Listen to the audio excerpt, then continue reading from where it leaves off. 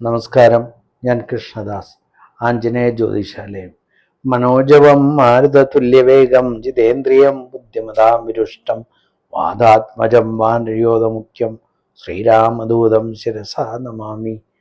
പ്രൗഢിയുടെയും അതുപോലെ തന്നെ ഐശ്വര്യത്തിൻ്റെയും കുടുംബ സംരക്ഷണത്തിൻ്റെയും ദേവതാസങ്കല്പമാണ് ചാത്തനും അതുപോലെ ഭഗവതിയും.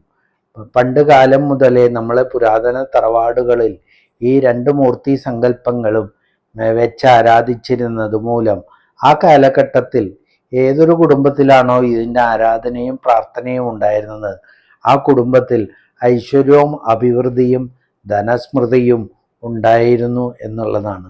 പ്രത്യേകിച്ച് ചാത്തനെക്കുറിച്ച് പറയുകയാണെങ്കിൽ ആ മൂർത്തിയിൽ ശൈവ വൈഷ്ണവ ശാക്തേയ ചൈതന്യത്തിൻ്റെ ഒരു ഒത്തൊരുമ അല്ലെങ്കിൽ ഒരു സമന്വത ആ ചൈതന്യത്തിലുണ്ട്. അപ്പോൾ അതിനെ വിശിഷ്ടമായിട്ട് നല്ല രീതിയിൽ പ്രാർത്ഥിച്ചു പോന്നാൽ കുടുംബത്തിൽ എല്ലാവിധ ഐശ്വര്യങ്ങളും ദേവീ കടാക്ഷം അല്ലെങ്കിൽ ധനത്തിൻ്റെ ആകർഷണത്തിനും നമ്മൾക്ക് ഭഗവാൻ ആവശ്യമുള്ള കാര്യങ്ങൾ അതാത് സമയങ്ങളിൽ യാതൊരു തടസ്സവും കൂടാതെ ചെയ്തു തരും എന്നുള്ളതാണ് അതിലേറ്റവും പ്രത്യേകിച്ച് നമ്മൾ മനസ്സിലാക്കേണ്ടത്.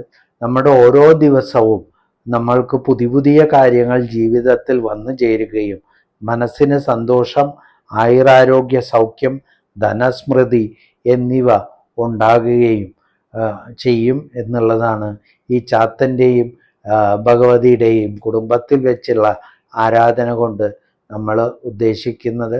അപ്പോൾ ഉറപ്പായിട്ടും നമ്മൾ പൂർവീക ആചാരങ്ങൾ വീണ്ടെടുത്താൽ നമ്മളുടെ ഓരോ ഭവനത്തിലും ഐശ്വര്യവും അഭിവൃദ്ധിയും വന്നു ചേരും എന്നുള്ളതിന് യാതൊരു സംശയവുമില്ല. നന്ദി, നമസ്കാരം.